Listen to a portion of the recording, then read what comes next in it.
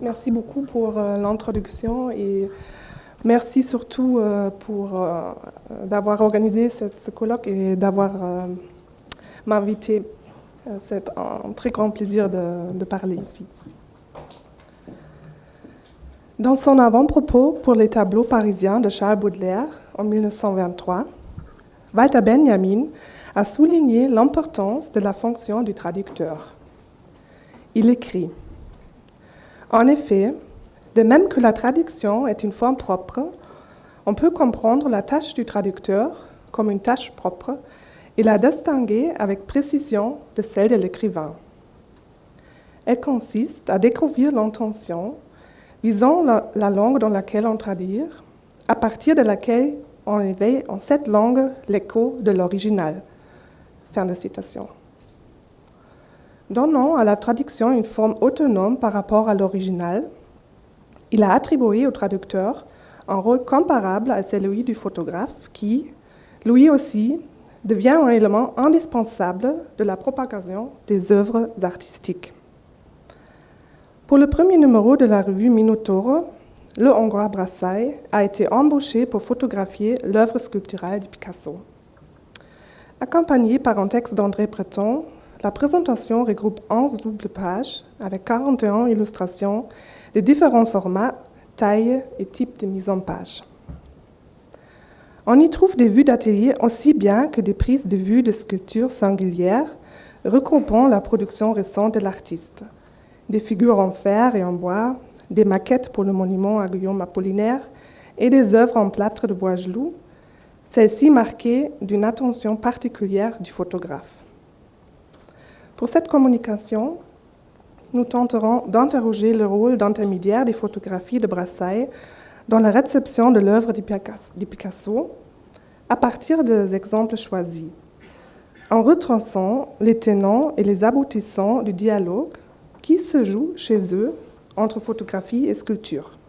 Sur cette double page, la moitié de ces sculptures reproduites a été organisée sur un même socle par le photographe. Toutes les figures ont été tournées à droite pour être vues de 3/4. Qui plus est, l'angle d'incidence de la lumière vient chaque fois du haut à droite en projetant des ombres fortes. Mais l'homogénéisation des sculptures par la présentation photographique est surtout produite par les agrandissements et les recadrages qui ont pour but de ramener toutes les figures à une taille comparable.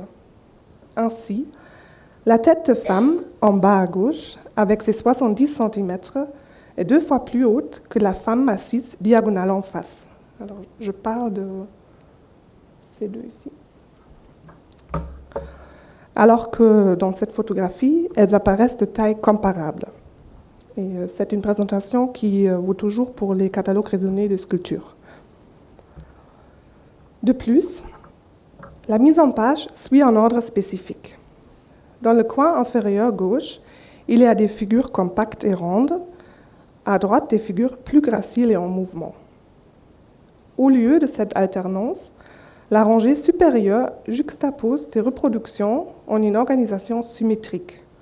Des sculptures assises sont côté à côté et les baigneuses se retrouvent dans les coins extérieurs.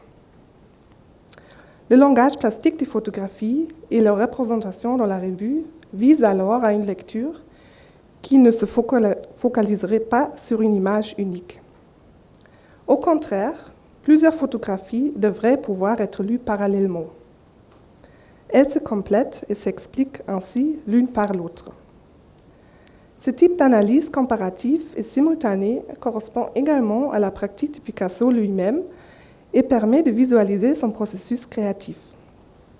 L'artiste travaille en effet souvent sur plusieurs œuvres en parallèle, développant une sculpture, une toile ou un dessin à partir d'un autre. Un processus de métamorphose conduit l'artiste à glisser d'une forme à une autre. Face au magazine, le spectateur suit ce processus. Il fait l'expérience d'un regard qui, passant d'une œuvre à l'autre, ne cesse de trouver des passages, des différences et des proximités formelles. Pour montrer ces rapports de voisinage, Picasso lui-même préfère un accrochage où des tableaux sont juxtaposés. Simultanément à l'apparition du Minotauro, Il avait ainsi réalisé cette sorte de dispositif lors de sa rétrospective à la galerie Georges Petit. Alors que chacune de ces sculptures ne montrait qu'une seule fois dans la revue, Brassaï n'a même pris qu'une seule photographie à chaque fois, comme le montrent ses planches contact. Le photographe utilise un autre type de mise en scène pour les 4 grandes têtes. Il les intègre beaucoup plus dans le contexte de l'atelier, en variant peu la position de l'appareil. Je parle surtout de ces photographies. Il tourne et bouge les socles et les têtes en les capturant en plusieurs images pour révéler leur potentiel formel. Les déplacements des sculptures créent des constellations multiples, donnant l'impression d'une pluralité des œuvres. Un univers de formes s'ouvre, tandis que les sculptures sont démultipliées par les photographies qui capturent des perspectives différentes et divers points de vue. Dans ce cas, la présentation du Minotaure est encore plus significative. Les découpages isolent les différents angles de vue. En raison des différentes dimensions de photographie, chaque reproduction apparaît encore davantage comme une figure unique. Cette multiplication des angles de vue est à la fois caractéristique de la construction d'une sculpture, comme cette tête de femme, et plus largement de l'œuvre sculptée de Boisgelou. La sculpture est construite à l'aide d'une multiplicité de parties singulières. Des boules et d'autres entités géométriques se doublent et se répètent dans les yeux, le nez et la coiffe. L'œuvre sculptée de Picasso se réalise en série et en variation, avec des agrandissements et une circulation des formes. Ici, les deux médias se complètent ainsi mutuellement, la photographie bénéficiant des qualités de la sculpture et vice-versa. Depuis sa naissance, la photographie entretient une relation privilégiée avec la sculpture du fait de sa nature indicielle, sa capacité à figer le mouvement et l'ambiguïté de son statut entre original et copie.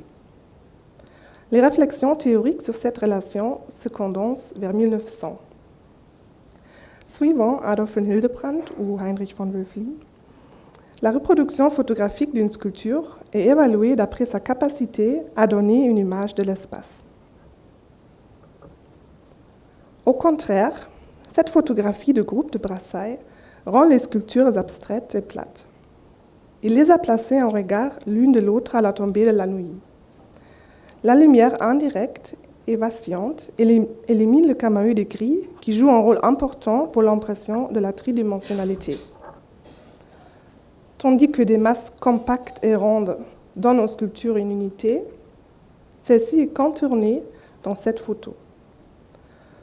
Les ombres fortes, détachées des objets, recouvrent les sculptures par des formes anguleuses.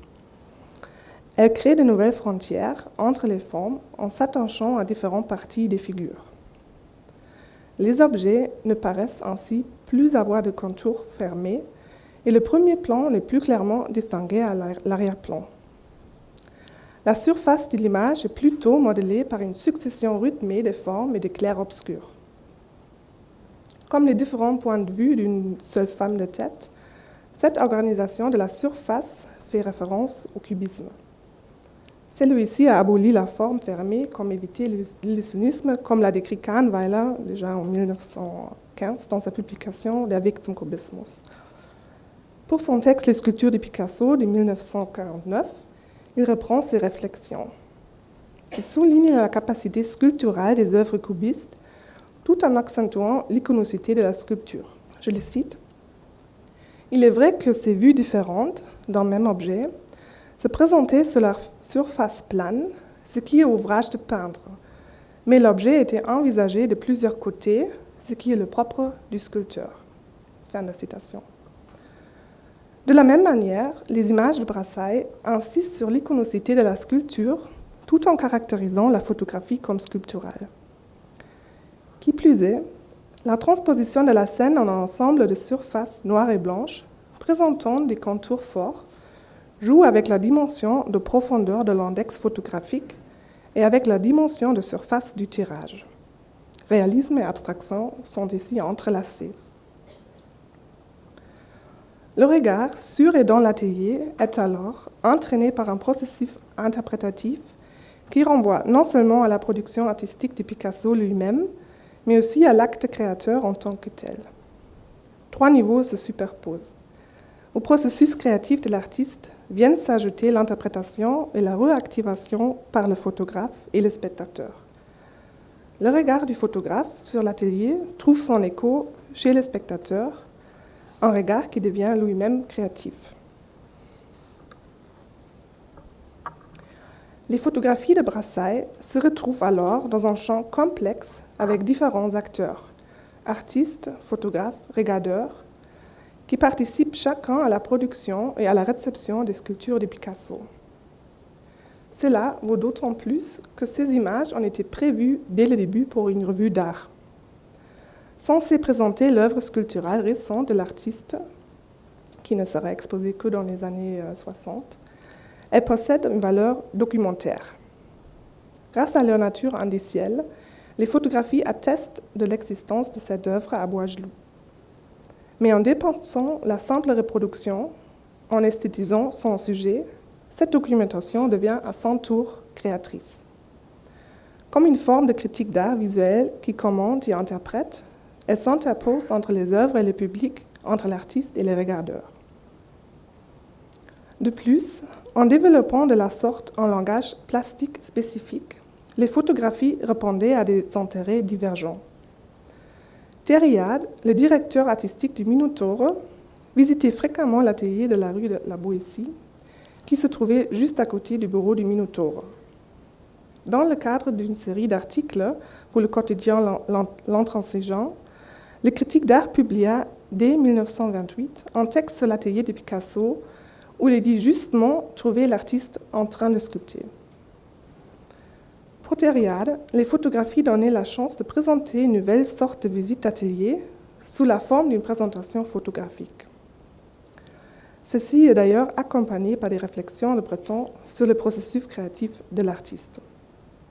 Et enfin, ces photographies permettaient aussi à Picasso de s'inventer lui-même comme sculpteur.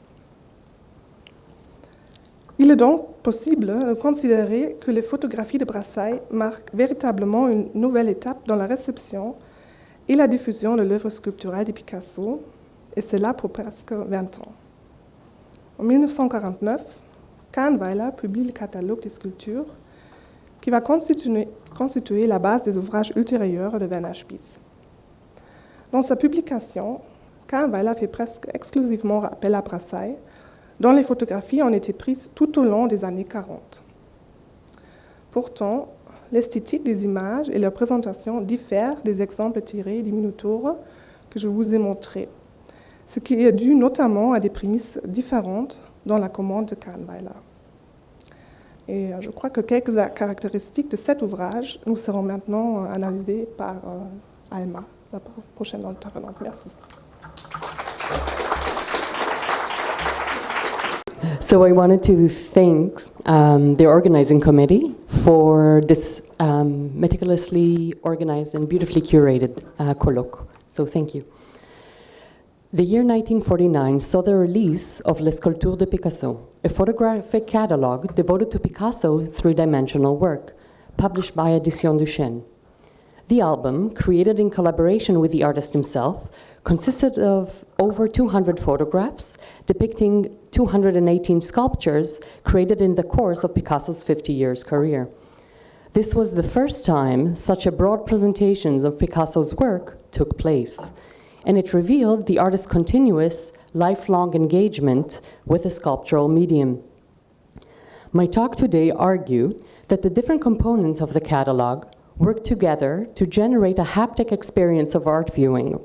The catalog's reader is encouraged to experience the book through a visual stimulation of tactility, an experience that collapses sculptor, photographer, viewer, and reader.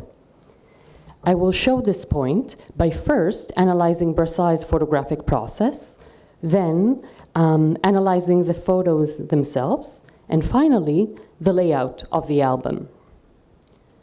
This reading is informed by recent interest in synesthetic and haptic approaches to visuality, thus opposing traditional narratives which highlight modernism tendency towards opticality. Media theorist Laura Marx, for example, argues that one sensation of the world is not neatly divided into 5 distinct senses.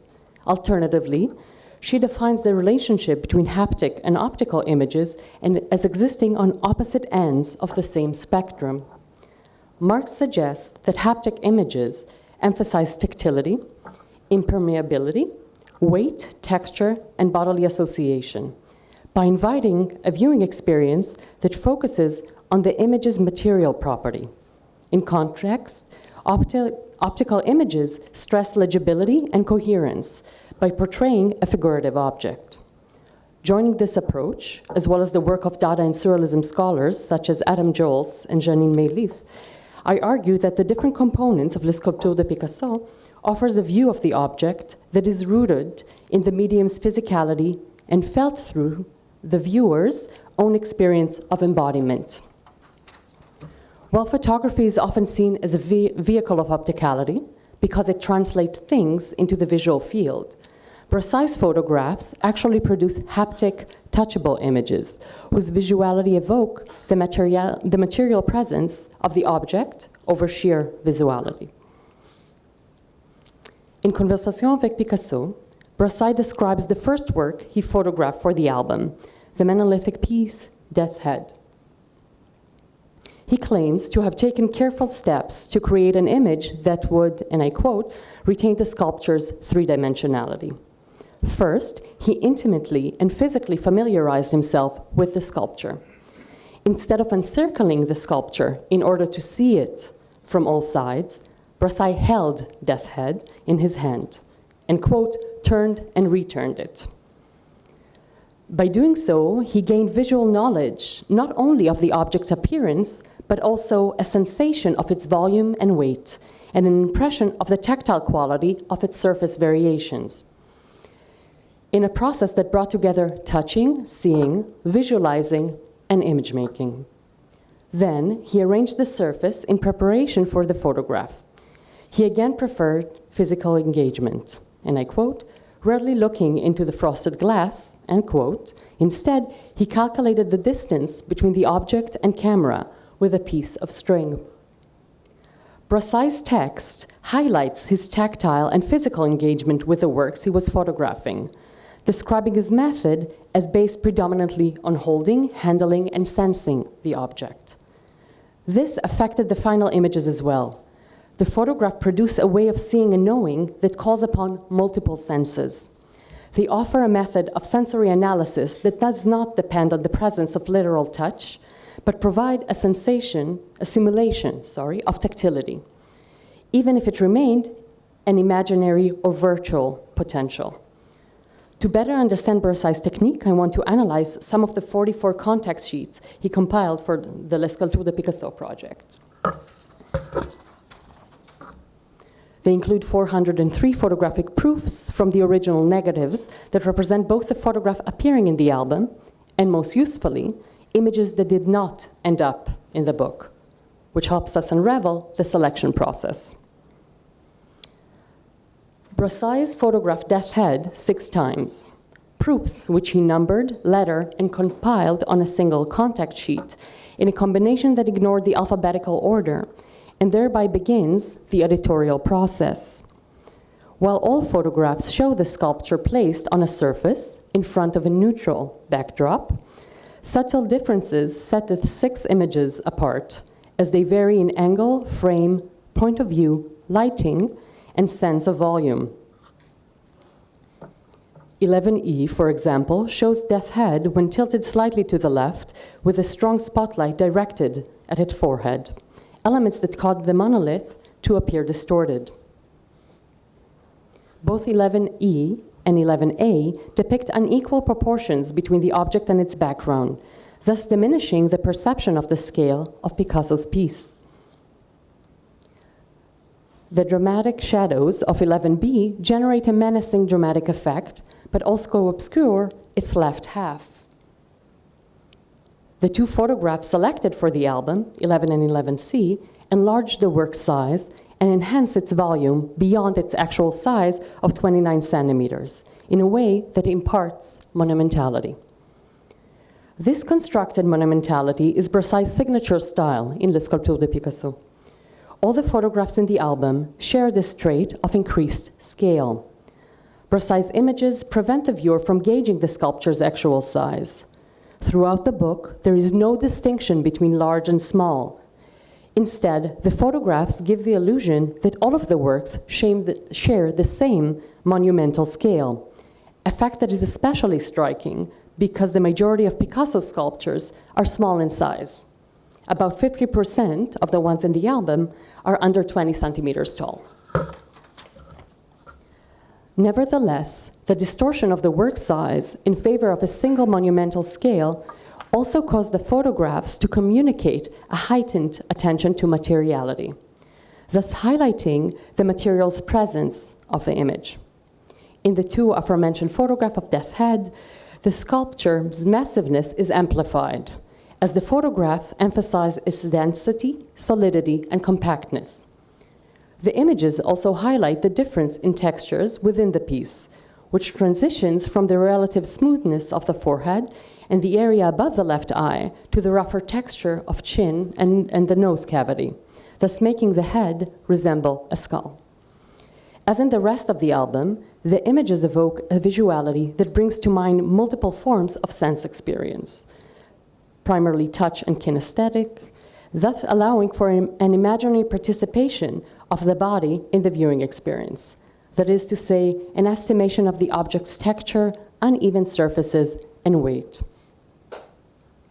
While loss of scale avoids reference to the body as a point of measurement, that is, to optical categories such as size and ratio that are estimated by comparison with the body, as could be illustrated here by Kappa's photograph. This simulation of tactility provides an alternative link to one's own embodiment through an evocation of virtual identification with the tactile qualities of the works. This point is furthered when examining the order in which the sculpture appeared in Les Sculptures de Picasso. Brassaï tells us in his memoir that it was Picasso himself who suggested the general chronological framework for the album, and that the picture editing process of Les Sculptures de Picasso was a joint venture. While the album indeed follows a chronological order, the layout reveals other aesthetic and rhetorical concern. At times, it forges equivalence and relationship, mostly in order to present individual objects as a part of a series.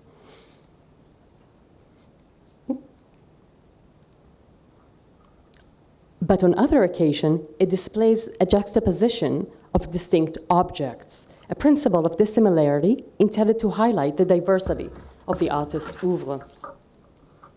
On a few occasions, however, the organization of the album diverges from both chronological consideration and the methods just mentioned.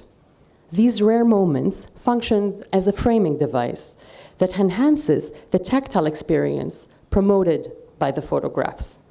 By breaking from the overarching organizing principle, the layout helps foster an interpretation of the album that connects the viewing, reading, and photographing experience with the process of making the objects. Once again, it creates a framework of haptic visuality that engages the viewer through the experience of embodiment. This occurs through the introduction of the hand motif, seen on the album's cover, and again in its first and last images.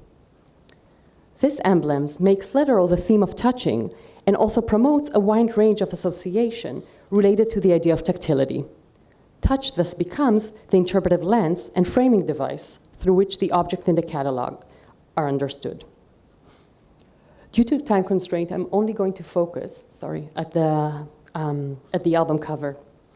The cover displays a detailed and highly realistic sculpture of Picasso's hand. The sculpture depicts a palm, opens as if available for inspection.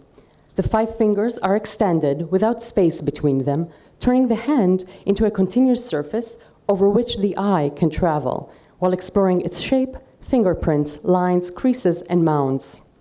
The realism of these details was achieved through an imprinting technique as opposed to laborious and careful modeling. Picasso described this method in 1933. He placed his palm in wet, malleable material, and after it dried, the trace left by the hand was used as a mold. Plaster was poured in, transferring the negative imprint in the material into a positive image, a three-dimensional, freestanding object. To my view, the choice of imprinting and casting technique blurs the distinction between Picasso's real hand, the trace it leaves behind, and the sculpture.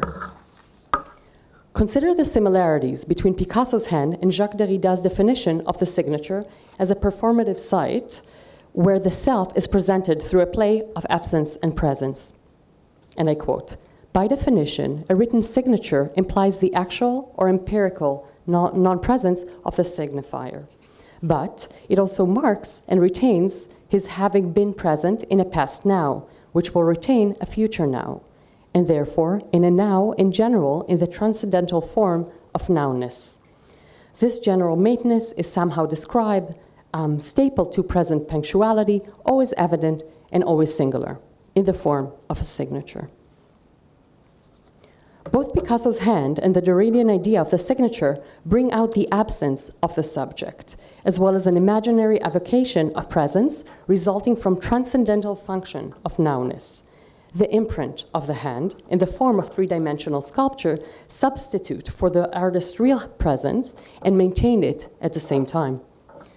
This sort of having been there, a proof of that which has happened and that is still happening due to this material relic, was also identified, of course, by Roland Barthes as one of photography's main traits.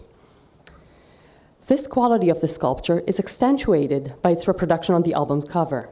The photograph, like all of Brassaï's images in the book, imparts monumentality to the object.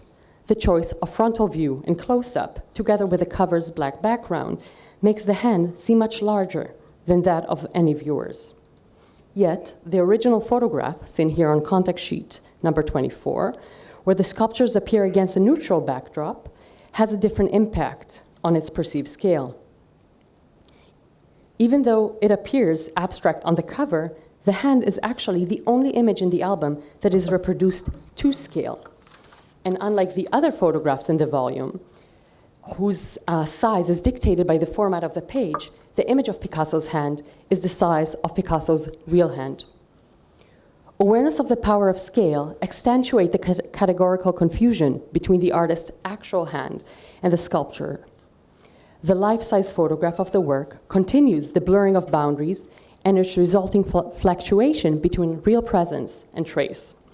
The reproduction of this detailed and realistic image at this scale stimulates the viewer to engage with the work, not just visually, but also physically, by placing his or her hand atop that of the master's, virtually touching it, and entering into a wistfully intimate social transaction with the artist. This makes real the haptic experience encouraged by the photographs in the album, recreating Brassaï's own engagement when photographing the cover image and the other object as well. Thank you. Merci beaucoup pour ces éclairages. C'est vrai qu'on a vu depuis le début du colloque de nombreuses photographies de Brassaï comme illustration des interventions sur les sculptures. C'est vrai qu'elles sont essentielles à la connaissance de ses œuvres. Et donc merci encore pour ces analyses très intéressantes. Alors moi je vais commencer par une question très simple. Est-ce que vous pensez que ces aspects si singuliers que vous avez analysés ne sont pas dus au fait que les photographies sont en noir et blanc? Est-ce qu'on aurait eu ce même effet avec aujourd'hui des photographies en couleur et numérique?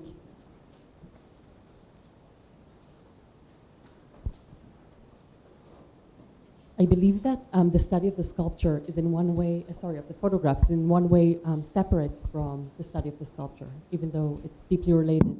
So, of course. So with the introduction of new technologies and new means of reproduction, of course, it also changes the means of perception of the sculptures themselves. Another thing is to consider, and as I think as Ulrike showed very clearly, is that Brassaï was a master of the black and white.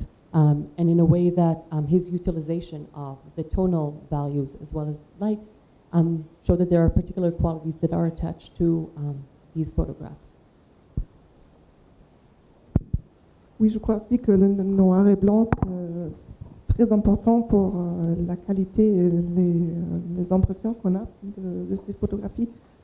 Et aussi, par exemple, pour l'album de Kahnweiler, j'étais toujours de nouveau frappée par la qualité de l'impression qui joue un rôle très important, je crois, pour aussi cette embodiment, personal, haptic. Parce que contrairement à une photographie, disons, courante, où le sujet semble trouver sous la face lumineuse, un peu à distance, là, dans le livre, on a l'impression qu'il y a plusieurs couches de l'impression de photographie. Donc c'est vraiment un approchement aussi par la qualité de reproduction. Et ça ne marchera pas du tout, je crois, avec ou ça marche beaucoup moins avec des projections et des images digitales.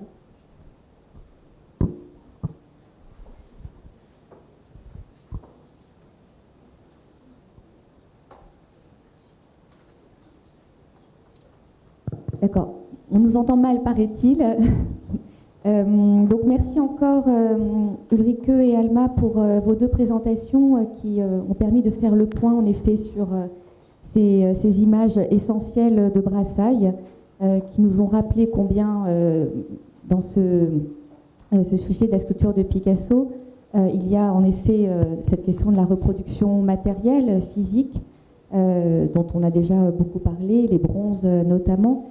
Mais il y a cette reproduction aussi par l'image qui a été essentielle pour diffuser l'œuvre sculptée de Picasso, qui, comme Brigitte Léal l'a bien rappelé ce matin, a été peu montrée dans son ensemble.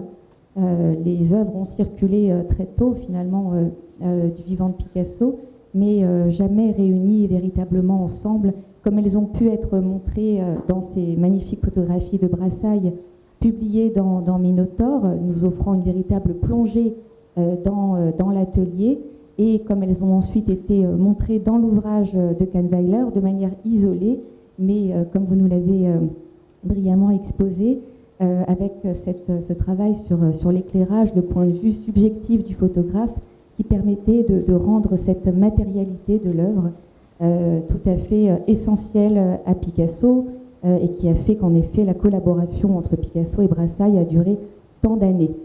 Alors, est-ce qu'il y a des questions dans la salle? Oui, une question de Pépé Carmel.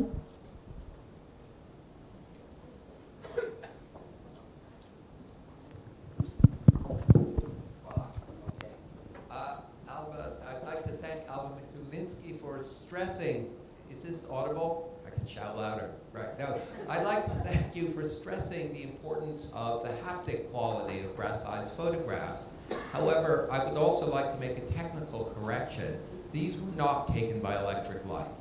I'm basing my opinion on having photographed Picasso's sculpture, working with the Museum of Modern Art photographer 20 years ago.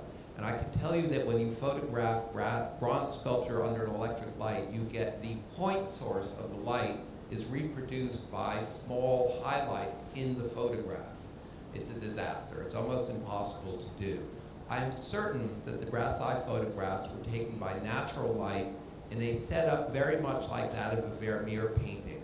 He placed the table next to a window, so he had an extended plane source of light that in effect wrapped around the sculptures, and that's what gives you the gentle gradation that creates the haptic quality you're speaking of. And I will add a hypothesis here.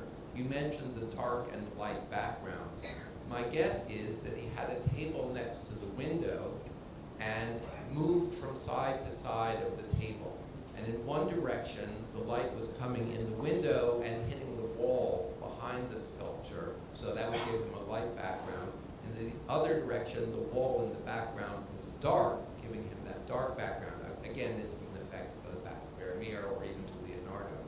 But I think if you go back and look at the question of natural versus electrical light, it will in fact greatly support your argument. Thank you for this comment. Actually, Brassaï elaborates on the fact, of course, electric light, as we're familiar with this today, is not something that he had at the time, even though Paris, of course, was begin to electrify earlier in the century. But Brassaï actually comments more in detail, and I just decided not to introduce it into my talk, about his use of light, and he used a flash.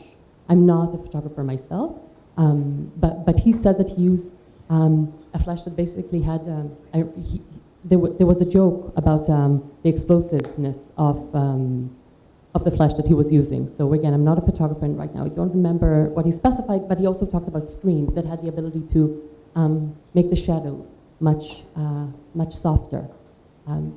And of course, you could see in one of the photographs, I think that in 1933, definitely largely used natural light, with the exception, of course, of the photograph that you analyzed so beautifully with the gas in the middle. But I will look into that. Thank you. Je crois qu'il utilisait de la poudre de magnésium pour voilà, créer justement ce flash et, pour éclairer les sculptures, qui rend ce côté si tactile justement, ce côté matiériste. Simplement pour rappeler, pour finir avec Brassaï, qu'au 3e étage, on a une salle consacrée à Brassaï avec la présentation du manuscrit de conversation avec Picasso, que nous avons eu par legs par la veuve Brassaï en 2011, ainsi qu'une série de son travail qui s'appelle Transmutation, qui là est un travail sans Picasso, mais inspiré de Picasso sur des photographies qu'il a retravaillées, gravées. Donc vous verrez tout ça, plus une petite sélection de photographies où on voit très touchante Picasso et Brassaï vers la fin de leur vie, parce qu'ils ont toujours été très très liés jusqu'au bout. Voilà, donc si vous voulez, vous avez le temps d'aller y jeter un coup d'œil, voilà, pour finir un peu cette intervention. Merci.